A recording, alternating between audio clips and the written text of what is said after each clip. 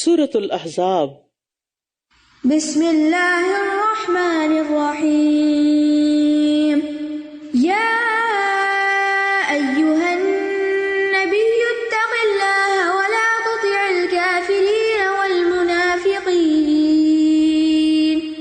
ان اللہ کان علیما حکیما واتبع ما یوحی الیک من ربک ان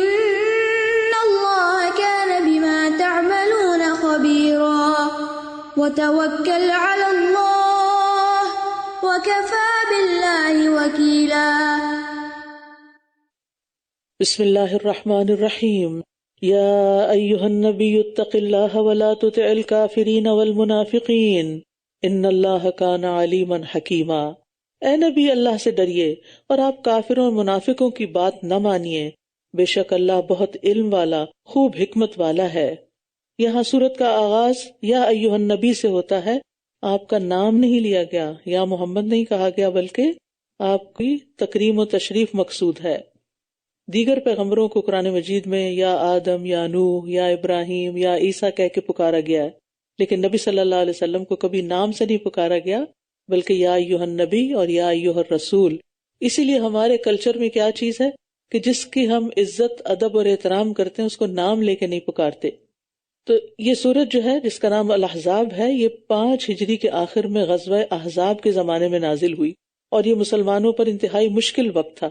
تمام عرب سے 10,000 کا لشکر مدینہ پر حملہ آور ہوا، اور ان کی مدد مدینہ کے یہود اور منافقین بھی کر رہے تھے۔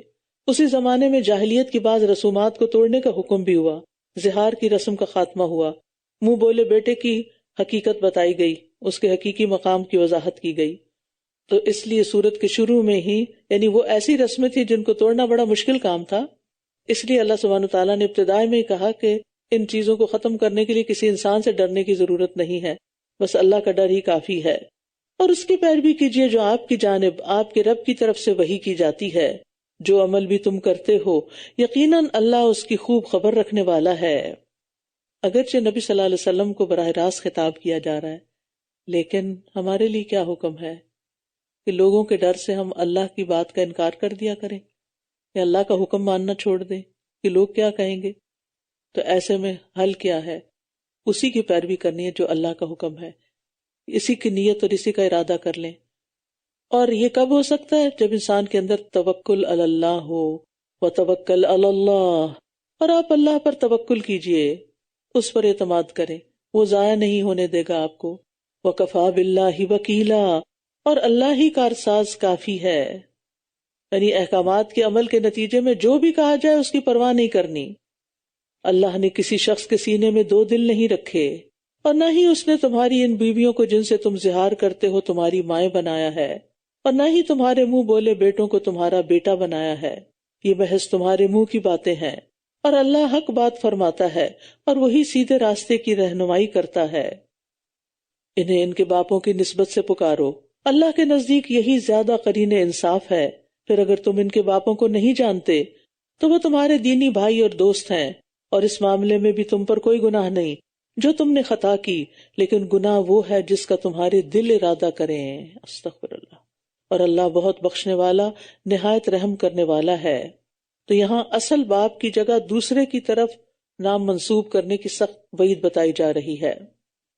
تو ان آیات کے بعد رسول اللہ صلی اللہ علیہ وسلم نے اصل باپ کے سوا کسی دوسرے باپ کی طرف منسوب کرنے سے کسی بھی انسان کو منع کر دیا۔ حضرت زید بن حارثہ نبی صلی اللہ علیہ وسلم کے منہ بولے بیٹے تھے، تو ان کو بھی زید بن محمد کی بجائے اب زید بن حارثہ کہا جانے لگا، جو ان کے والد کا نام تھا۔ نبی مومنوں سے ان کی جانوں سے بھی زیادہ قریب تر ہیں، اور اس کی بیویاں ان کی مائیں ہیں، اور کتاب اللہ کی روح سے رحم کے رشتے وراثت میں مومنوں اور مہاجروں کی نسبت ایک دوسرے کے زیادہ حقدار ہیں، مگر یہ کہ تم اپنے دوستوں سے کوئی بھلائی کرنا چاہو، یہ اللہ کی کتاب میں ہمیشہ سے لکھا ہوا ہے۔ اس میں ایک بات تو یہ سمجھنے کی ہے کہ کوئی شخص مومن نہیں ہو سکتا جب تک اپنی جان سے بڑھ کر رسول اللہ صلی اللہ علیہ وسلم سے محبت نہ کرے۔ دوسری بات یہ کہ مسلمانوں کی اپنی منہ بولی مائیں نہیں، لیکن نبی کی بیویاں مسلمانوں کی مائیں ہیں۔ وہ کس لحاظ سے؟ تعظیم و تکریم کے لحاظ سے۔ پھر یہ بھی کہ آپ کی وفات کے بعد ان سے نکاح نہیں ہو سکتا، لیکن دوسرے احکام میں وہ غیر محرم عورتوں کی طرح بھی ہیں، جیسے خلوت، پردہ اور ان کی اولاد سے شادی کرنے کا حکم، ان میں وہ ماں کی طرح نہیں ہوں گی۔ وَإِذْ أَخَذْنَا مِنَ النَّبِيِّينَ مِيثَاقَهُمْ، اور جب ہم نے تمام نبیوں سے ان کا پختہ عہد دیا، اور آپ سے اور نوح اور ابراہیم اور موسیٰ اور عیسیٰ ابن مریم سے بھی، اور ہم نے ان سب سے پختہ عہد لیا تھا تاکہ وہ سچوں سے ان کی سچائی کے بارے میں سوال کرے، اور اس نے کافروں کے لیے دردناک عذاب تیار کر رکھا ہے۔ یا ایھا الذین آمنوا اذکروا نعمت اللہ علیکم، اے لوگو جو ایمان لائے ہو، یاد کرو اس نعمت کو جو اللہ نے تم پر کی، جب کئی لشکر تمہارے مقابلے کے لیے آئے تو ہم نے ان پر ایک آندھی اور کچھ ایسے لشکر بھیجے جنہیں تم نے دیکھا ہی نہیں، اور جو عمل بھی تم کرتے ہو اللہ اسے خوب دیکھنے والا ہے۔ تو توکل اللہ کی صورت میں اللہ کی مدد کیسے آئی؟ کہ اللہ نے غیبی لشکروں سے مسلمانوں کی مدد کی، ایسے لشکر جن کو کوئی دیکھ بھی نہیں رہا تھا۔ اور یاد کرو وہ وقت جب وہ تم پر تمہارے اوپر سے اور نیچے سے چڑھ آئے تھے، یعنی ہر طرف سے قبائل امڑ آئے تھے مسلمانوں کو ختم کرنے کے لیے، اور جب آنکھیں پتھرا گئی تھیں اور دل حلق تک پہنچ گئے تھے، اور تم اللہ کے بارے میں طرح طرح کے گمان کر رہے تھے۔ یہ سچے پکے مومن تھے، پھر بھی ان کے دلوں کی یہ کیفیت ہوئی، کیونکہ یہ خوف ایسی چیز ہوتی ہے انسان کے اندر، اور خصوصاً دشمن کا، کہ اپنے اوپر قابو رکھنا مشکل ہو جاتا ہے۔ ہنالک ابتلی المؤمنون وزلزلوا زلزالا شدیدا، اس موقع پر سب مومن آزمائے گئے اور شدید ہلا مارے گئے۔ پیچھے سورۃ العنکبوت میں ہم نے کل پڑھا نا کہ کیا تم سمجھتے ہو کہ یوں ہی جنت میں چلے جاؤ گے، حالانکہ اللہ نے تم میں سے سچوں کو اور جھوٹوں کو جانا ہی نہیں کہ کون سچا اور کون نہیں۔ تو ہر انسان کے ایمان کا امتحان ہوتا ہے کہ یہ کس درجے کا مسلمان ہے، اور ایسے حالات میں اور سخت حالات میں ایمان پر کون قائم رہتا ہے۔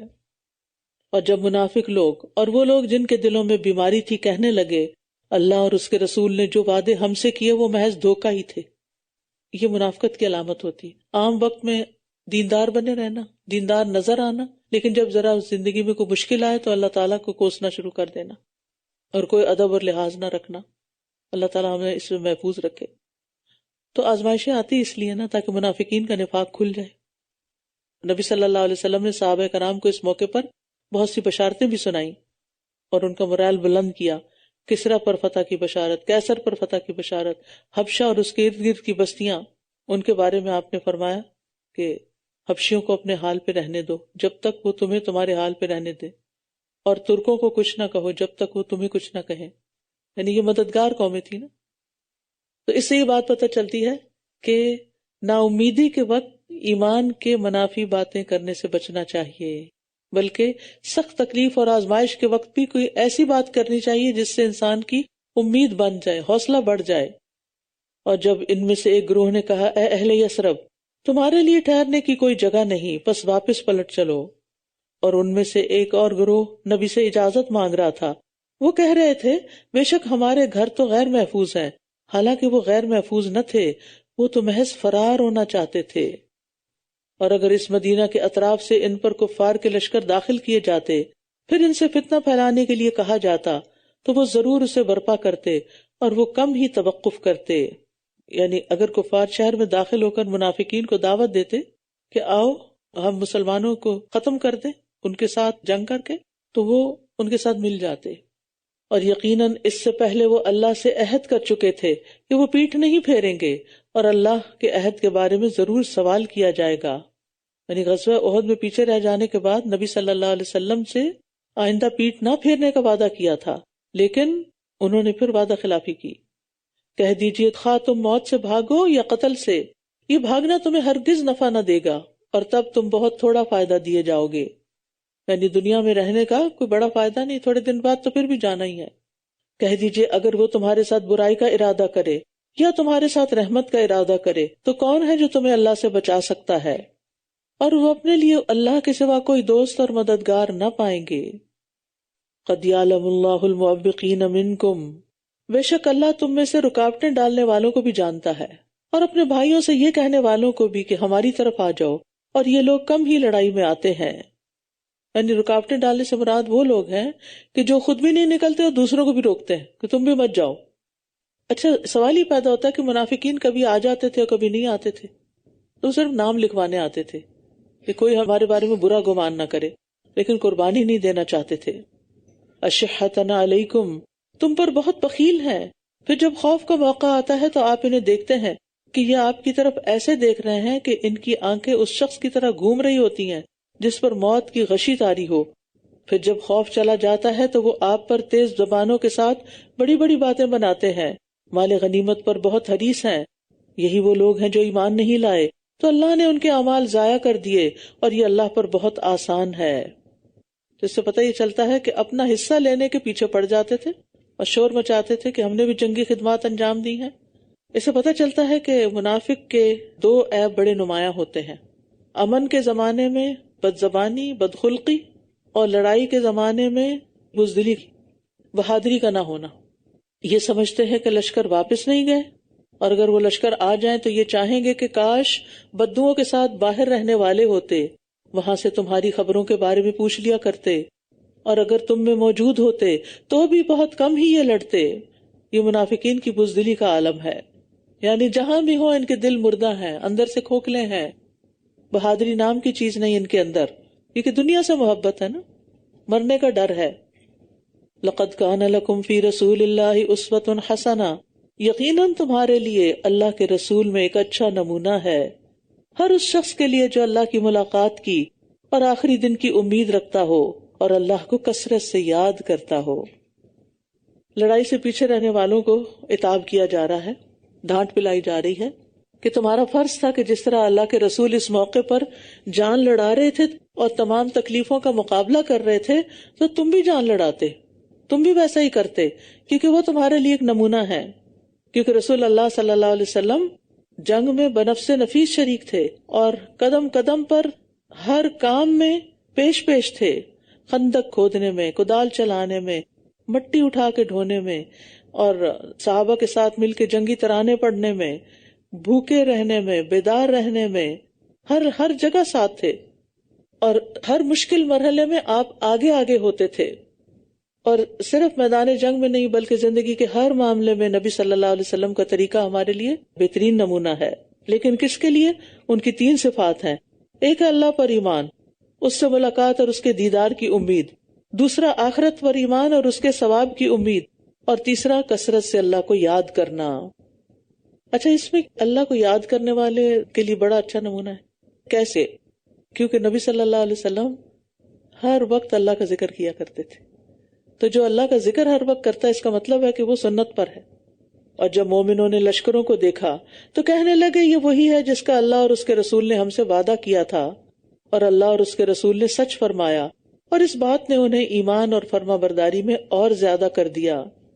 مومنوں میں سے کچھ وہ لوگ ہیں جنہوں نے وہ عہد سچا کر دیا جو انہوں نے اللہ سے کیا تھا، تو کوئی ان میں سے وہ ہے جو اپنی نظر پوری کر چکا، اور کوئی ان میں سے وہ ہے جو موقع کا منتظر ہے، اور انہوں نے قطعاً کوئی تبدیلی نہیں کی تاکہ اللہ سچوں کو ان کی سچائی کا بدلہ دے، اور اگر وہ چاہے تو منافقوں کو عذاب دے یا ان کی توبہ قبول کر لے، بے شک اللہ بہت بخشنے والا، نہایت رحم کرنے والا ہے۔ وَرَدَّ اللَّهُ الَّذِينَ كَفَرُوا بِغَيْظِهِمْ لَمْ يَنَالُوا خَيْرًا وَكَفَى اللَّهُ الْمُؤْمِنِينَ الْقِتَالَ وَكَانَ اللَّهُ قَوِيًّا عَزِيزًا، اور اللہ نے ان لوگوں کو جنہوں نے کفر کیا ان کے غصے سمیت پھیر دیا، انہوں نے کوئی بھلائی نہیں پائی، اور اللہ اس جنگ میں خود ہی مومنوں کو کافی ہو گیا، اور اللہ بہت قوت والا، بہت زبردست ہے۔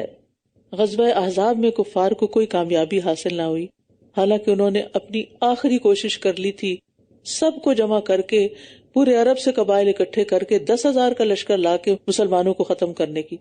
لیکن کیا ہوا کہ مسلمانوں نے ان کے آنے سے پہلے مدینہ کو پروٹیکٹ کرنے کے لیے خندق کھود لی، تو جس کی وجہ سے وہ انٹر نہیں ہو سکے، اور کئی دن کا محاصرہ رہا، لیکن اللہ تعالیٰ نے الٹیمیٹلی آندھی بھیجی اور فرشتوں کے ذریعے کفار کو مار بھگایا۔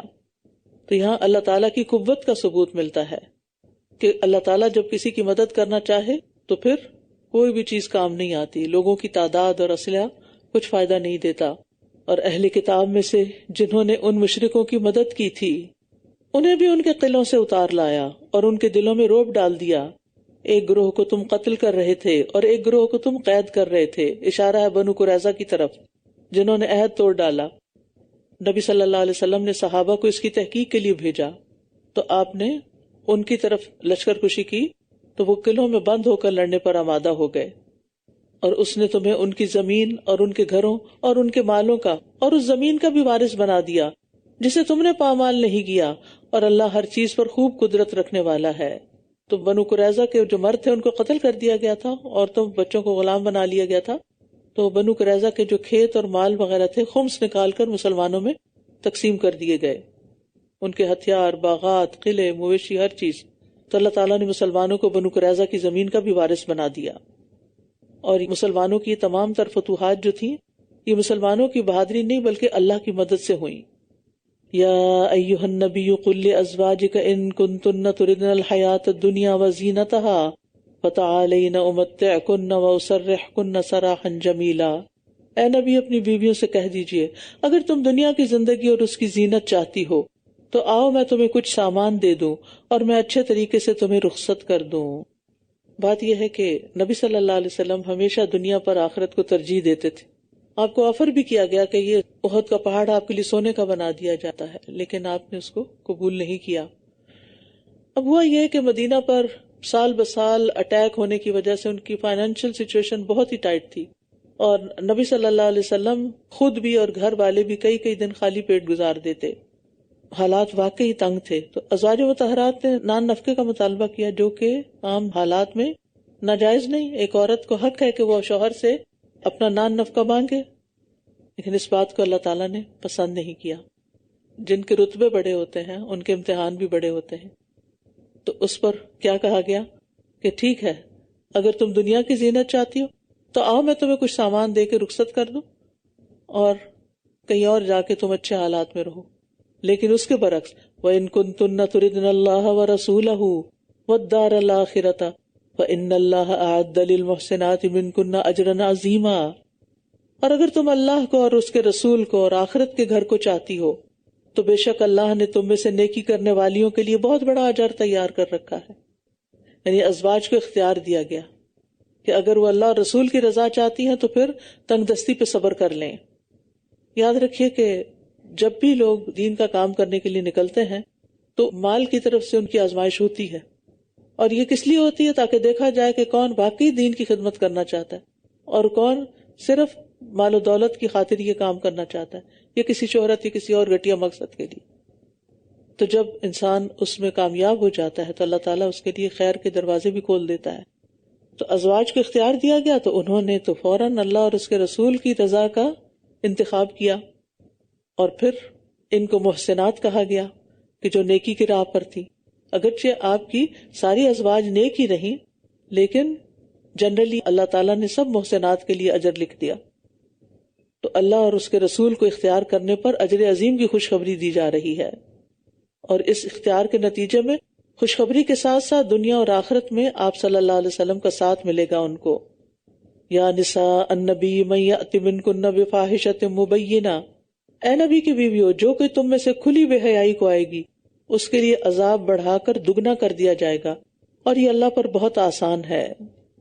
یعنی اگر نبی کے گھرانے میں سے کسی قسم کی کوئی فاحشہ مبینہ سے مراد فحش کلامی یا اعلانیہ گناہ ہے وہ دیکھے گئے تو پھر سزا بھی عام لوگوں کے مقابلے میں دگنی ہوگی. ازواج مطہرات کو ادب سکھانے کے لیے نصیحتیں کی جا رہی ہیں کیونکہ وہ امت کے لیے نمونہ تھی، اور جتنا بڑا کسی کا مقام ہوتا ہے اتنی ہی بڑی پھر اس کی سزا بھی ہوتی ہے. وآخر دعوانا ان الحمد للہ رب العالمین. سبحانک اللہم وبحمدک اشہد ان لا الہ الا انت استغفرک واتوب الیک. السلام علیکم ورحمۃ اللہ وبرکاتہ.